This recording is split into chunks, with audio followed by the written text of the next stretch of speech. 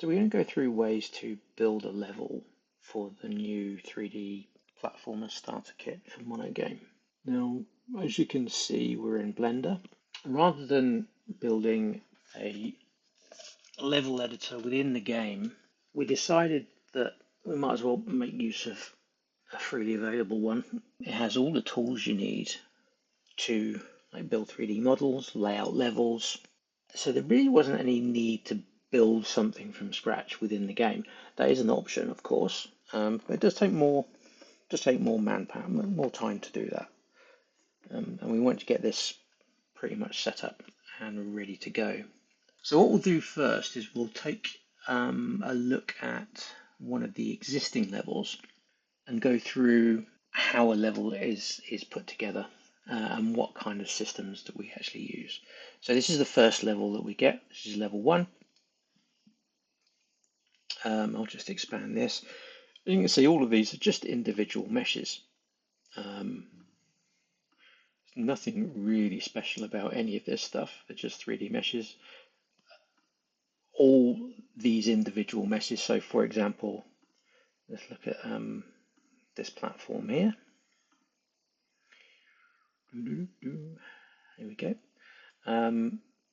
This is just the bog standard platform. In this case, it's called platform, or there's a duplicate here called platform 001. This will map to the platform model that is in your content that you add to the game. So each of the models that we have in here, like coins and clouds and everything, there is a identical mesh in the game called platform-falling or platform-large, etc. Stuff like that. So it's the name. It's the name that 01 at the end, 02 on the end, all that kind of stuff. We don't have to worry about that. It's just what we do is we key off the name of the object here, as you can see. So let's just have a quick look. So we've got lots of platforms, we've got lots of clouds. We have coins dotted everywhere, which is quite cool. Most of this stuff is completely, you don't need to do anything with it. You can just pop it in the game. Falling platforms, these red ones here, in Blender they're just a mesh, but in the game, if you've seen it, when the player stands on them, they'll shake and then they'll fall away. But there's nothing in Blender here to say that that is the behavior that we're going to get. So other than the fact that it's called platform-falling. So we key off that. There is, however, there are, should I say, a few objects in this scene or this level that do require some additional work. And what we'll do is we'll just talk about those right now. So we've just laid out the platforms and all that kind of stuff. And there are a couple of objects I want to draw your attention to. There is this thing here, which is called a player spawn. Now, this is just an empty. So if you wanted to add one of these manually, you'd go to add empty. Plain axis. You can make it a sphere or a circle, wherever you want, doesn't matter. The important part is it's just an empty object. It doesn't appear, doesn't get rendered. It's just here as a placeholder. And what we have on this player spawn empty is a custom property called isPlayerSpawnPoint with a checkbox on it. And I'll talk about how we add these custom properties in a moment when we start building out a new level. But the nice thing about Blender is everything in this scene can have custom properties on it. So if I click on this platform, for example, there's a custom properties tab here. And if I click on the cloud, you can do the same. As you can see, most of these don't have anything. Some of them do. So for example, I'd forgotten about this. The coin is collidable custom property, which is actually false.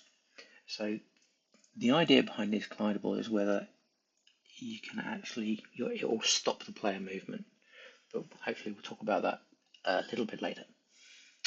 So we go back to the spawn point. So this is the point where the player is actually going to come in. It's hovered over this first platform. So if you've seen the game, you know that that is where we start.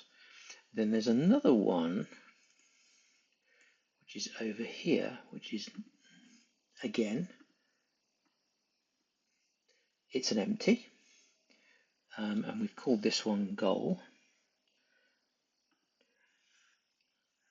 So in this case, we did an add empty and it's a sphere. And this one has a custom property on it to say is goal. And yeah, it's true. So this is a goal. And this is effectively the way we do trigger points. Because if we look at the properties of the empty, it's a sphere and it has a size here. So we can adjust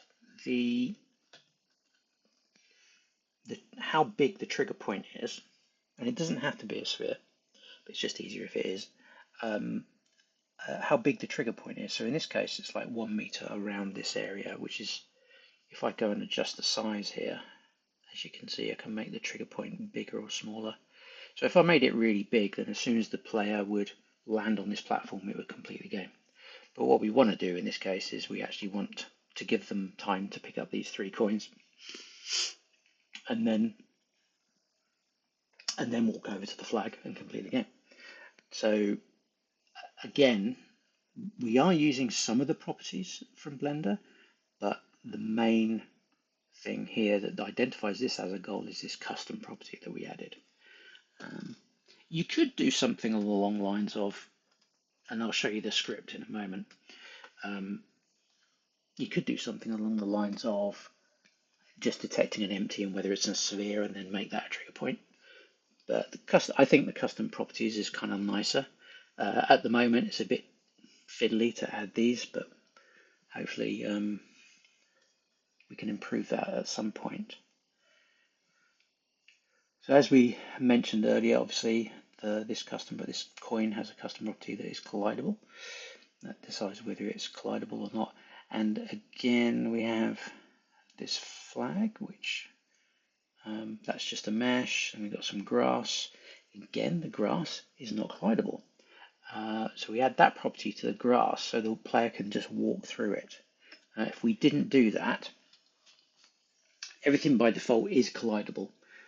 If we didn't add this custom property to say it's not collidable, then that would actually stop the user from the player from going on there, and they'd be able to jump on it and sit on top of the grass, which you don't really want to do.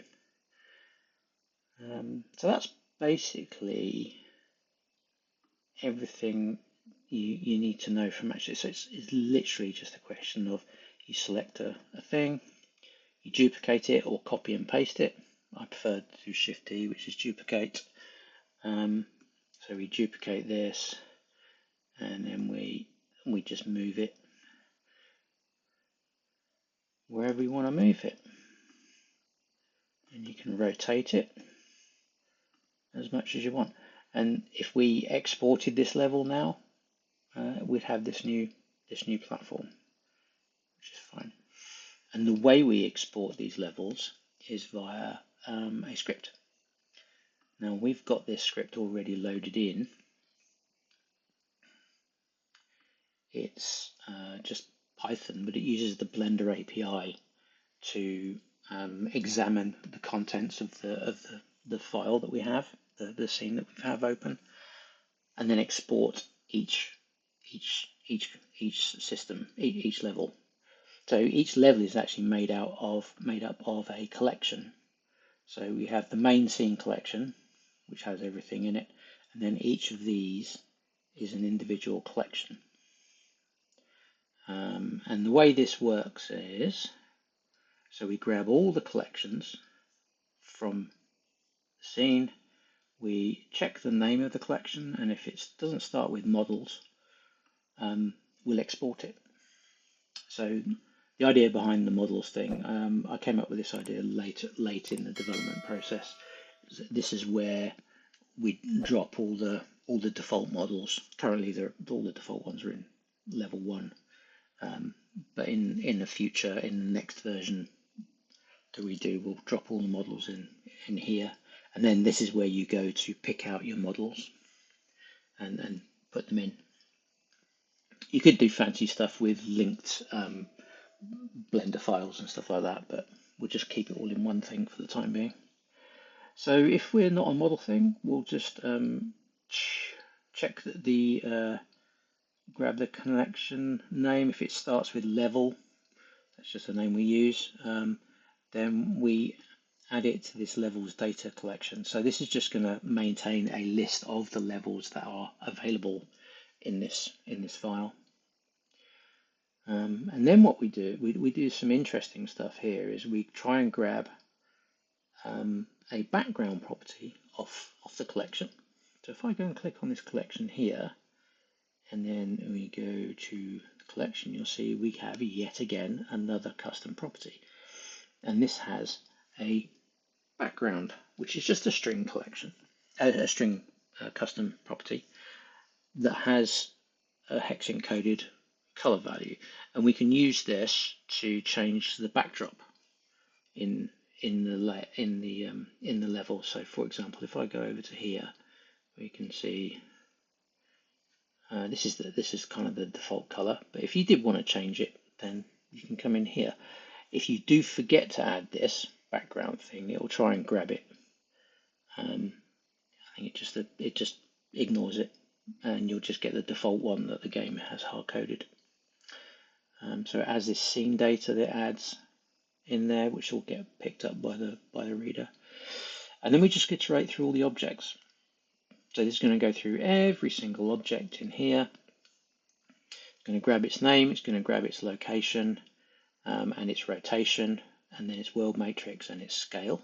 So if you scale stuff in here, that will come across as well. This multiplied by 100 is something we need to do to take into account. There's the model when it's in the game, it seems to be slightly bigger than it is when we're in here. So we have to multiply the locations by 100 to get it all factored out. I think it's something to do with the export of the actual meshes. But for now, we just add that multiplier. It doesn't really hurt anything. And then we just loop through the objects. And if we've got an empty, then and it's a character. This is a special case that we'll talk about later. Then we write this JSON data out. But if we say go to the light, for example, so we had a sun object in here, which has a position. We currently only support sun. We probably can add some stuff here to change the color, and then if the game then supports, say, spotlights, you could add lights that had spots, the spotlights, and again change the color and the strength and all that kind of stuff. For now, we're just exporting the position. So if we've got a light, grab its name, we say it's a light type, and then we export its position, and then we append that to the list of data. This is where we do the empties. So if it's an empty, we grab whether it's a spawn point. If it is a spawn point, we export that. If it's got a goal, which I talked about earlier, then we have a default radius of 100. If it is of type sphere, which I talked about earlier, so let's go and have a look at the goal, just to remind ourselves of that. So it's a sphere, we grab its radius, and then we write out the JSON data. This is the collidable thing, so we grab the collidable custom object, custom property, and jump force is something we use for jump pads. So a jump pad is one of the little pads. Let me go back here. That's the jump pad.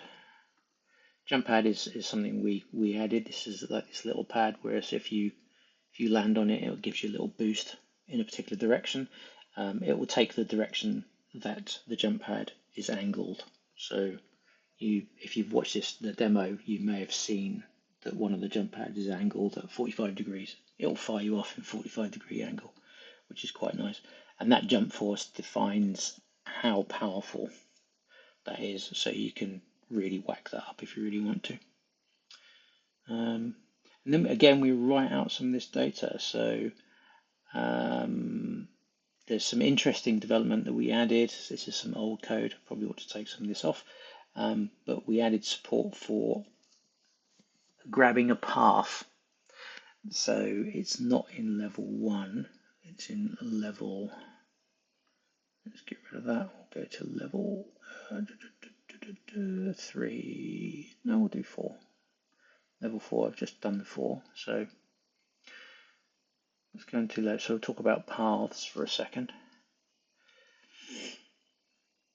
So this platform here has some custom properties. It has a move speed. So the blue platforms are moving platforms. So we've color coded each of the platforms so that it's pretty obvious to a user what they are as they go through the levels. So the red ones will fall away, the blue ones will move, the yellow ones are fairly stationary. We'll add new ones as we go. I've got some good ideas on ones that we can have. So we've got this blue moving platform. And if we look, it's called platform-moving. And guess what? There's a mesh called platform-moving in our game. And this has, I've parented it, it has a path. So this path here, you can't really see it. I'll just go into edit mode. You've got like a start point and an end point. It can be any shape.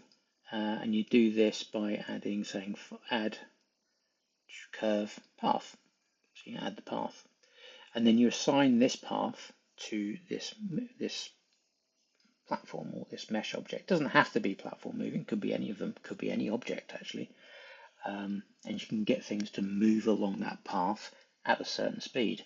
And all it will do is it will go from the first point in the path to the second point to the third point, and then go back along the path. So it will ping pong from one end to the other. That's all we've implemented so far. But you could see how this kind of system, you could really come up with some interesting things. So if I actually go and look at level 3 quickly, this is the one where we added, as you can see, this path here, which is connected to, see, it's got a bunch of points, and the platform, when it runs, will follow this and then bounce back again.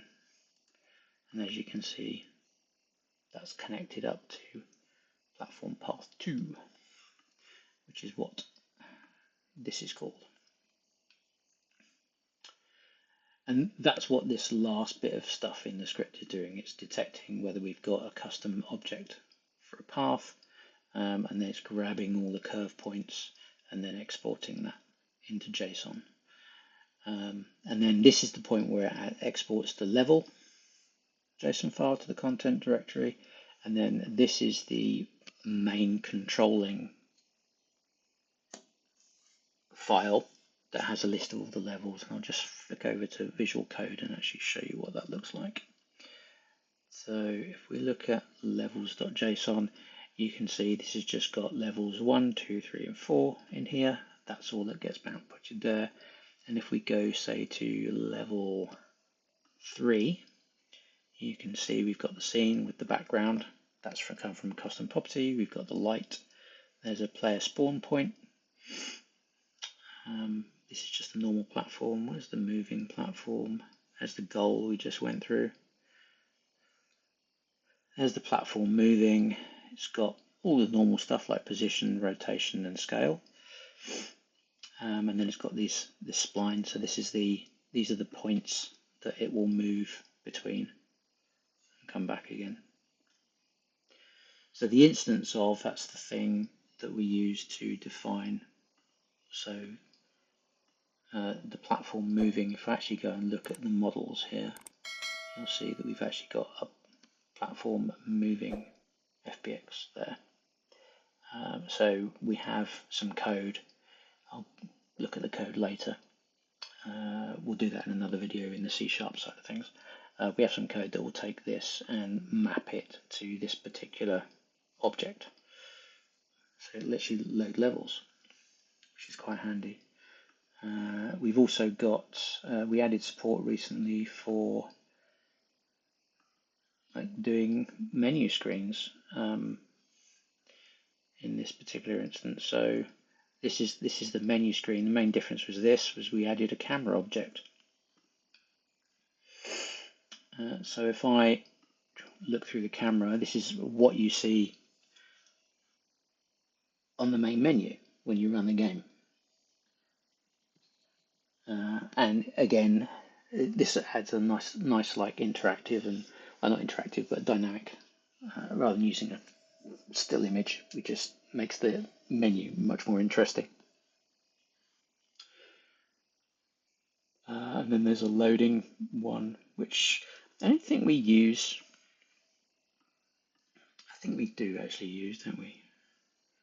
Yeah, but it's just a camera. Yeah, I don't think we use the loading too often.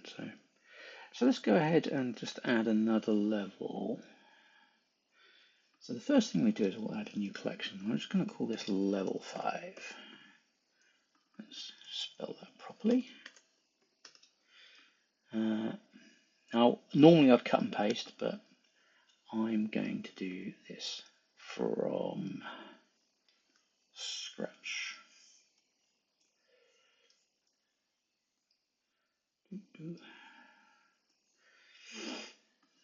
He says.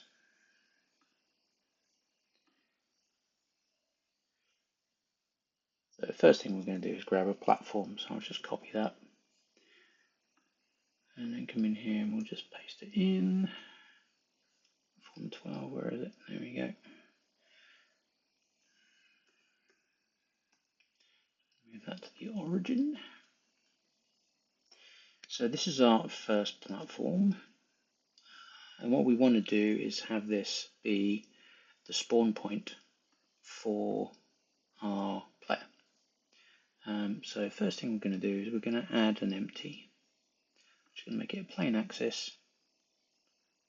And I should put on screen keys so people can see what I'm doing. Does screen keys actually still a thing?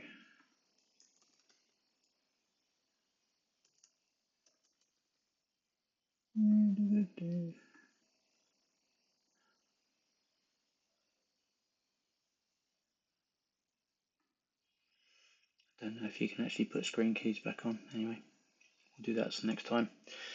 So we're just trying to position the spawn point on top of here. We'll just frame that so it makes it nice and easy to look around. Check it from the top.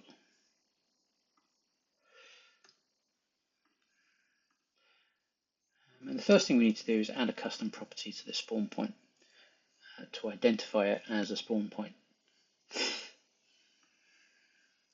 So just click new on the custom property there and make sure we're on the empty, and then we'll go into this little cog here to edit that. We'll say is spawn point and say it's a boolean.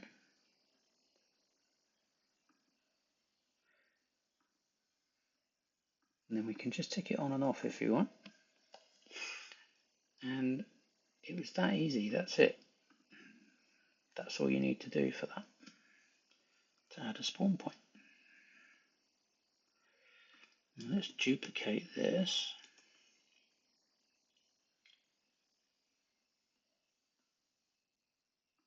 There's another platform. And what I'll do is we'll just add another empty, which is in this case a sphere.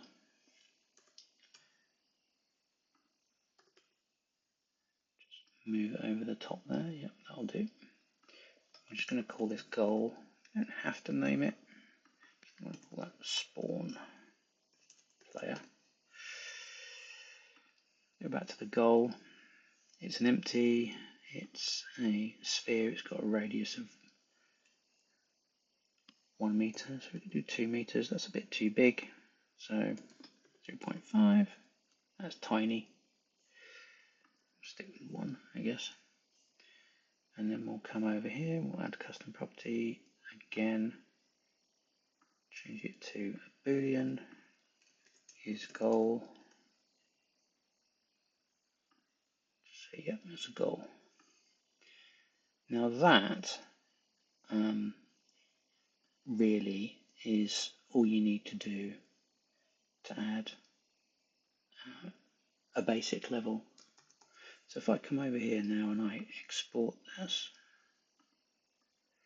so we just ran the script, so that's just updated all the levels. So if I've made any changes, actually when we go into the game, you'll see that that extra platform that I added is here. So if we come over to the content folder in here, we'll see levels has been updated. Got a level 5 there, and this is level 5. So we've got a scene. Oh, I didn't add the backdrop. Okay, so we'll go and fix that in a second.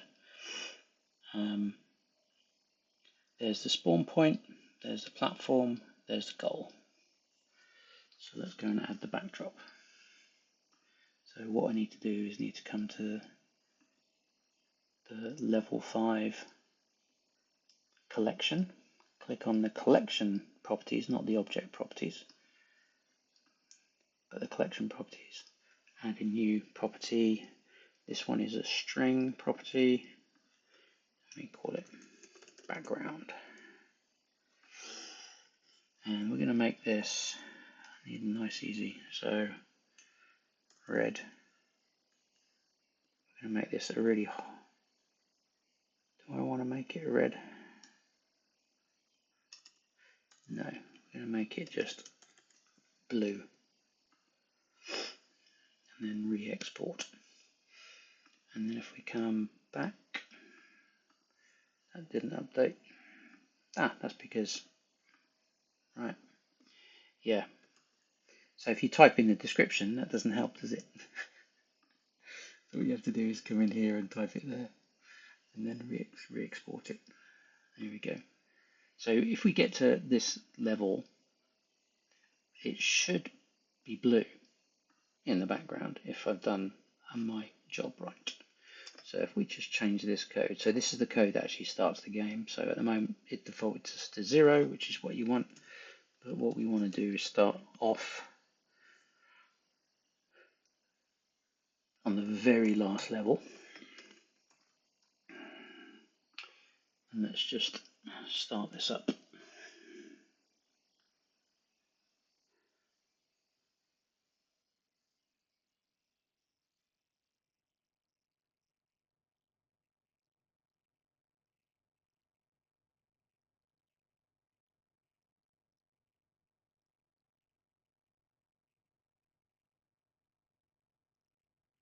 This is that's the menu screen, the new menu screen, as you can see. It's quite nice. So let's start. I put a breakpoint in there.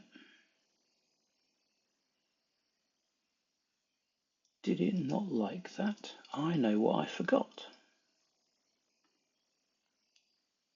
I know what I forgot.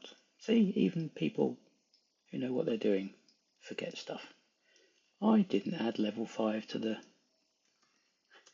content pipeline system. Hopefully the new content pipeline system will make this not a problem.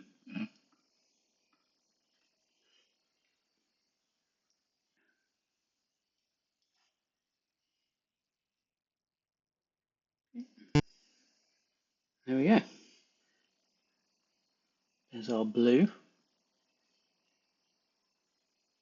background, our little dude. If we run over here, he gets very excited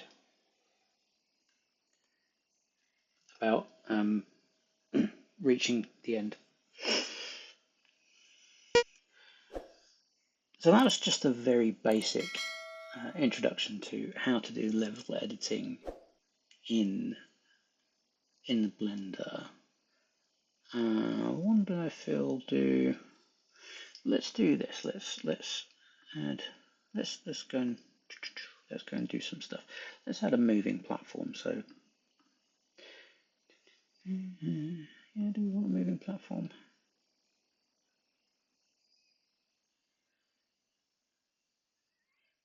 They shouldn't be there. Oh yeah, that's the other ones. Yeah. Right. Okay. So let's copy this one. So we'll copy that, and then we'll hide it. Paste it in here. So this is a moving platform. So what we want to do here is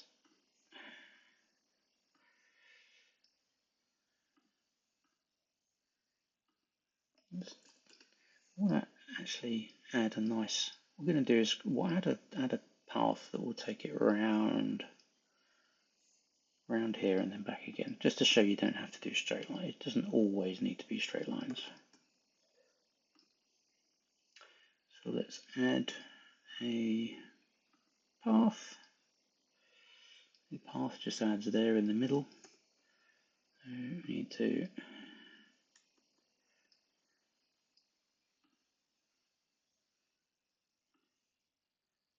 it's just a question of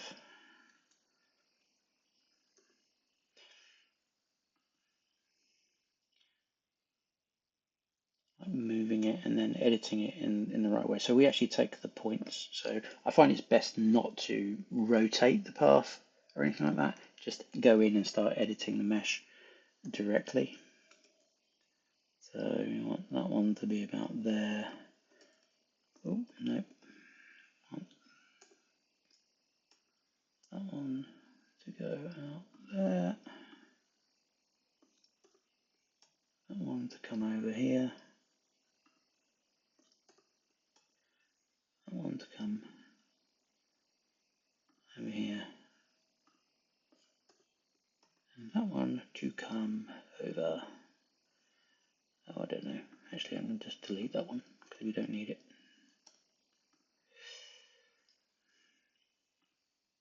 And one of the things we want to do is, because at the moment you can see it's a curve, we haven't implemented the ability to follow a curve yet. So we just do to object. If you come into edit mode, just select everything and then you do curve. Nope. Set spline type to poly. So now that is just going to follow that. And then that's called path, NURBS path 2, and NURBS path 4, it's going to be this thing here. So we need to drop down, grab NURBS path 4. So this is now attached, this moving platform, to this path.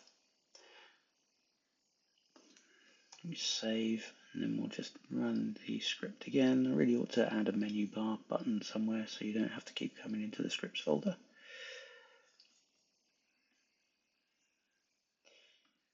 As we go back to level 5, we should see a moving platform in here. Yep, there it is.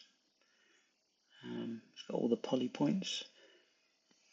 And we'll see if this actually works,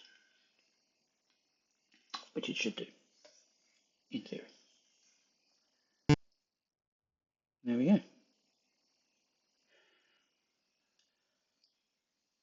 Now you see there's a bit of, need to change things a little bit to make so it doesn't collide so much. And it's just going to come back again.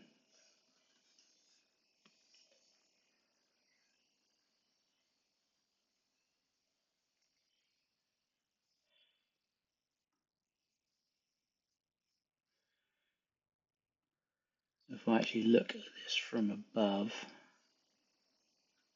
I mean, you can see it's a little bit too close. So we can take these 2 points here, move them out a smidge. Again, that one.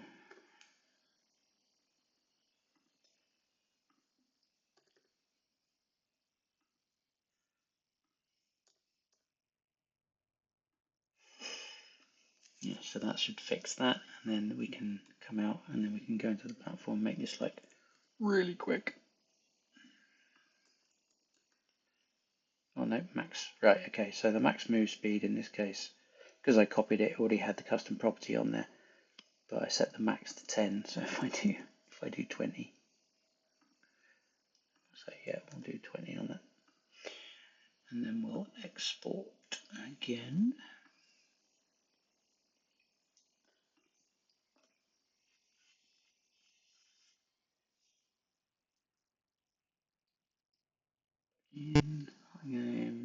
You see it's moving much quicker now, and we fixed the collision.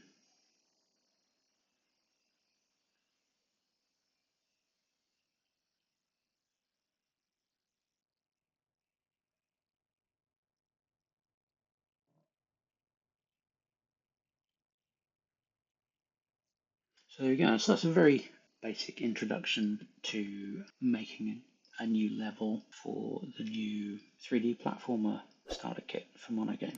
Hope you enjoyed it.